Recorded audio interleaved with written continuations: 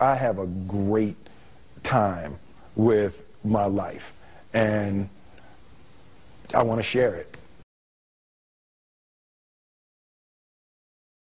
I love living. I think that's infectious. It's something that you can't fake.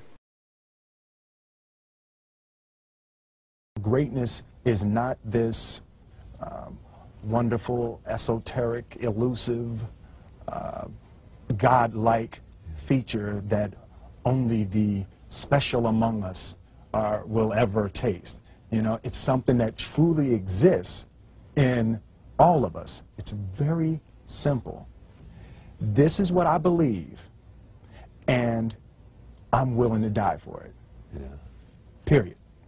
It's that simple. I know who I am, and I know what I believe. I know who I am, I know what I believe. That's all I need to know. And that's all I need to know. So from there, you do what you need to do. Yeah. You know, and I think what happens is we make the situation more complex than it has to be. Because we're looking for complexity. There's got to be Absolutely. something complex to understand. It can't be that easy. You know.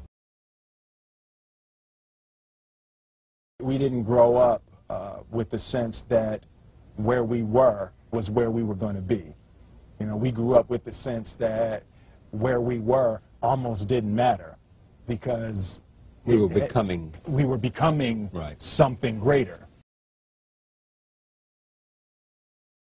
The separation of talent and skill is one of the greatest misunderstood concepts for people who are trying to excel, who have dreams, that want to do things. Talent you have naturally. Skill is only developed by hours and hours and hours of beating on your craft. I've never really viewed myself as particularly talented. Where I excel is ridiculous, sickening work ethic. You know, while the other guy's sleeping, I'm working. While the other guy's eating, I'm working. There's no easy way around it. No matter how talented you are, your talent is going to fail you if you're not skilled. Mm-hmm. You know, if you don't study, if you don't work really hard and dedicate yourself to being better every single day, mm-hmm. you'll never be able to communicate with people, with your artistry, the way that you want. So the only thing that I see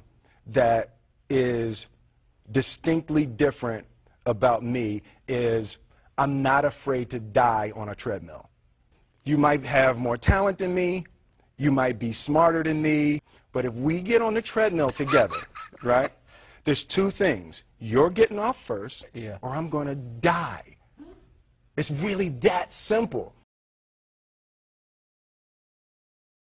One summer, his dad tore down a brick wall on the front of his business and told 12-year-old Will and his 9-year-old brother to rebuild it, a job they said was impossible. It took them a year and a half, but they did it. And he said, now don't you ever tell me it's something that you can't do. You don't try to build a wall.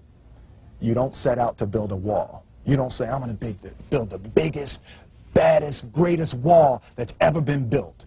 You don't start there. You say, I'm going to lay this brick as perfectly as a brick can be laid.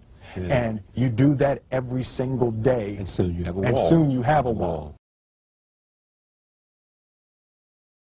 You know, it's an idea that my grandmother always had, that if you're going to be here, then there's a necessity to make a difference.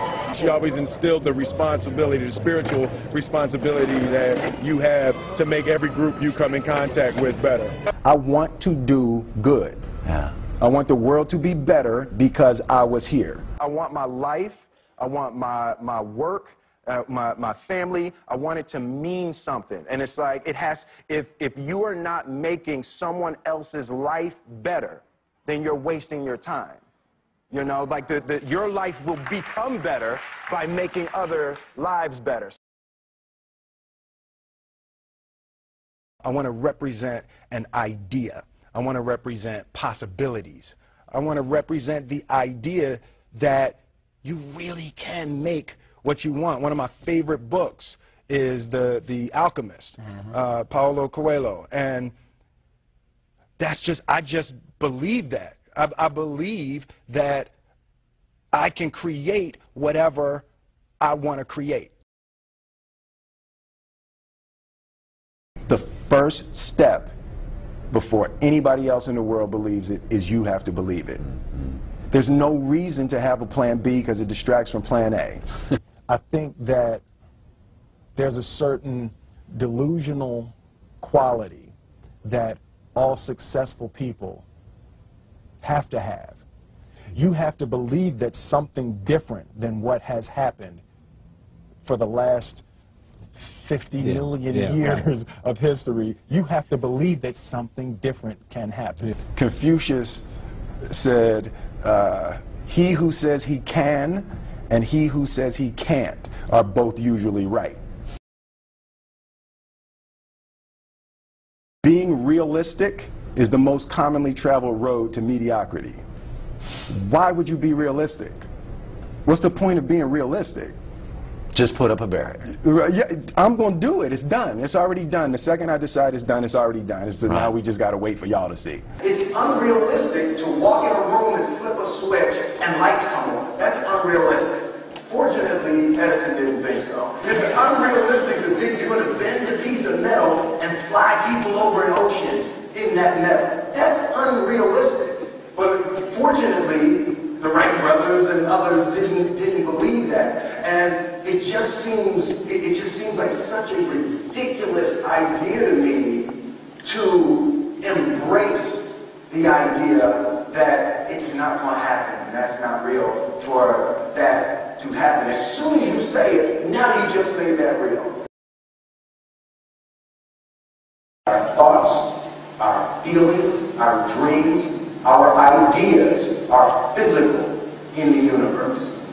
That if we dream something, if we picture something, if we commit ourselves to it, that is a physical thrust towards realization that we can put into the universe. That the universe is not a thing that's going to push us around. That the world and people and situations are not something that are going to push us around. That we are going to bend the universe and command and demand that the universe become what we want it to be. I study the patterns of the universe. There's a redemptive power that making a choice has, you know, rather than feeling like you're at effect to all the things that are happening. Make a choice, right? You just decide what it's going to be, who you're going to be, how you're going to do it. Just decide. And then from that point, the universe is going to get out your way. It's like it's water. It wants to move and go around stuff. You know. There's a flow of the universe that I've grown to know just how to go with it. I realize that to have the level of success that I want to have, it's difficult to spread it out and do multiple things. It takes such a desperate, obsessive focus. You really got to focus with all of your fiber and all of your heart and all of your creativity. I'm motivated by fear. Fear. You know? Fear of what? Fear of fear. I hate being scared to do something. And I think what developed in my early days was the attitude that I started attacking things that I was scared of. It was Franklin Roosevelt said the only fear you have to fear is fear itself. Absolutely. Remember that? Absolutely. Yeah. You can't be scared to die for the truth. The truth is the only thing that's ever going to be constant. Don't ever let somebody tell you you can't do something. Not even me. All right? All right. You got a dream, you got to protect it. People can't do something themselves. They want to tell you you can't do it.